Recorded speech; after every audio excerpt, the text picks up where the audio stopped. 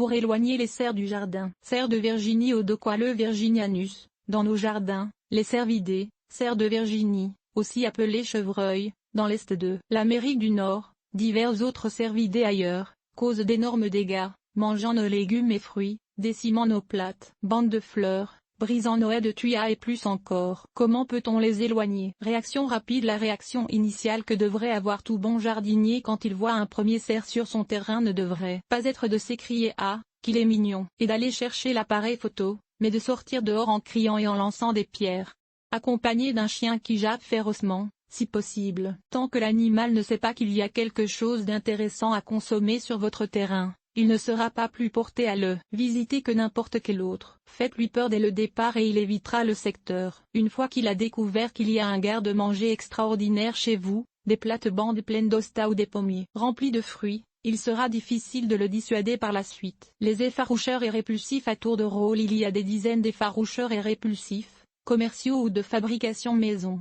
Surtout des objets ou produits qui bougent, qui font du bruit ou qui dégagent une odeur suspecte. Il fonctionne en faisant peur aux cerfs. Il est naturellement craintif et a peur de tout ce qui est nouveau et qu'il ne comprend pas. S'il sent que quelque chose n'est pas normal, il s'éloigne du lieu. La plupart des effaroucheurs et répulsifs donnent de bons résultats quelque temps, mais quand les cerfs se rendent compte qu'il n'y a pas vraiment de danger, ils reviennent toujours. Le secret, donc, n'est pas de munir son terrain d'un seul répulsif, mais d'en utiliser plusieurs à tour de rôle. Normalement, un effaroucheur sera efficace environ 2 semaines. Donc il vous faut tout un arsenal de répulsifs pour pouvoir passer l'été en paix. En voici quelques-uns. Appareils à ultrasons. Attention, leur efficacité est moins bonne que les fournisseurs ne prétendent. Assiettes d'aluminium ou boîtes métalliques fixées sur des fils pour qu'elles se frappent ensemble. Biosolide, bout d'égout traité. Bombes sonores, enregistrement d'explosions ou de coups de fusil. Cheveux humains, demandez à votre coiffeur de vous en ramasser. Chiffon attaché fixé aux branches ou à une cordée qui bouge au vent. Bout de tissu trempé dans la créosote. Éclairage intense géré par un détecteur de mouvement. Un épouvantail sera plus efficace si vous le déplacez régulièrement. Photo. David McMum, géographe. Épouvantail, farine de sang ou fumier de poule, et ce sont des engrais aussi. Feuille d'assouplissant très parfumée. Musique forte. Naphtaline boulamite. Attention de ne pas les laisser à la portée des enfants et des animaux domestiques. Pourri.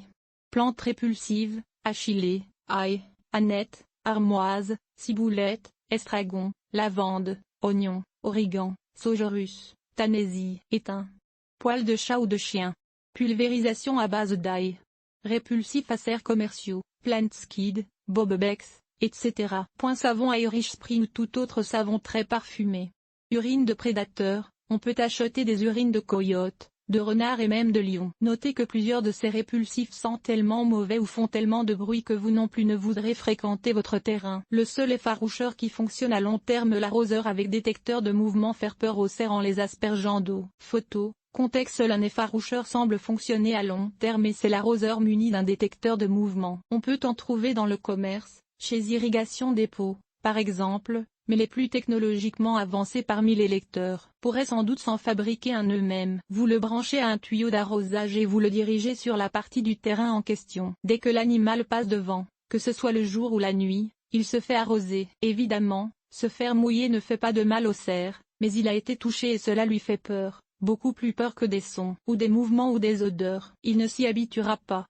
Mais s'il y a quelque chose d'intéressant à manger dans le secteur, il pourrait éventuellement tenter d'y arriver du côté ou par en arrière. Donc, il peut parfois être nécessaire de le déplacer. Évidemment, il faut essayer d'ajuster le jet pour qu'il couvre la zone que fréquente l'animal, mais sans arroser les habitants ni le facteur. Et notez aussi qu'un arroseur muni d'un détecteur de mouvement ne sera d'aucune utilité pendant l'hiver dans les régions froides, car l'eau sera alors gelée. Saboter les cerfs. Les cerfs détestent sentir leurs sabots coincés. Pour les décourager de visiter vos plates-bandes ou votre potager, recouvrez le sol de grillage à poules, grillage métallique à mailles fines. Ils éviteront cet emplacement. Juste le fait de placer quelques carrés de grillage ça et là peut être assez pour les décourager. Un gros chien en liberté.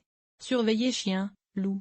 Les cerfs ne font pas la différence et ils en ont très peur. Mais si le chien passe la majeure partie de son temps dans la maison, notamment la nuit, les cerfs finiront par connaître son horaire et viendront quand même. Pour qu'un chien soit utile pour éloigner les cerfs, il faut donc qu'il reste dehors. De plus, récompensez-le quand il court après un cerf, il comprendra que c'est son rôle et deviendra si efficace à dépister les cerfs qu'ils n'oseront même pas s'approcher du terrain. Il faut quand même que le terrain soit clôturé. Un chien en liberté totale ne fera pas long feu s'il y a une route dans les environs. Une clôture anti-cervidés, clôture anti-cerf. Cette méthode fonctionne très bien. D'ailleurs, dans les quartiers où la situation est devenue très sérieuse, il n'y a pas un terrain qui n'est pas entièrement entouré de clôtures anti-cervidés. Une bonne clôture est réellement très efficace, tant qu'un arbre ne tombe pas dessus, du moins. Par contre, c'est aussi la méthode la plus coûteuse. Attention, toutefois, une petite clôture décorative ne fonctionnera pas. Il vous faut soit une clôture grillagée ou en filet d'au moins 2,4 mètres de hauteur et avec, de plus, le bas enterré sur 60 cm,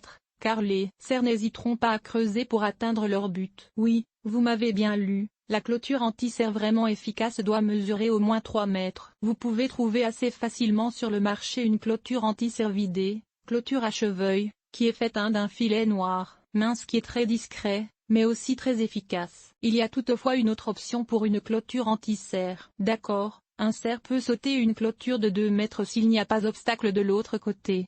Mais s'il y a une deuxième clôture qu'il peut voir et qui est dans l'espace où il doit atterrir, il ne sautera même pas une clôture de 1,2 mètre. Installez donc deux clôtures de 1,2 mètre à 1,5 mètre d'espacement et attachez des rubans avertisseurs de couleur sur la deuxième. Sinon l'animal pourrait ne pas la voir et pourrait se blesser sérieusement en tombant sur la deuxième clôture. Enfin, certaines personnes rapportent du succès avec une seule clôture de 1,2 mètre, mais électrifiée. Plusieurs modèles de ces clôtures sont disponibles chez les fournisseurs de produits de ferme. Mais la vraie solution de paresseux consiste à éliminer systématiquement les plantes que les cerfs mangent pour les remplacer par des plantes qu'ils dédaignent. Ainsi les hostas, les thuyas et les pommiers seront remplacés par les astilbes, les armoises et les épinettes. Ce truc réussit si bien que le cerf n'est plus votre ennemi. Vous pouvez admirer sa beauté quand il traverse votre terrain pour aller visiter le verger de pommiers de votre voisin, car il ne fera plus aucun tort à votre aménagement. En général, les cerfs n'aiment pas les plantes piquantes comme les aubépines ou celles couvertes de poils comme les armoises et éviteront aussi les végétaux qui leur sont toxiques, comme les digitales. Consultez la liste de 150 plantes que les cerfs n'aiment pas pour trouver de bons végétaux pour votre terrain. Par contre,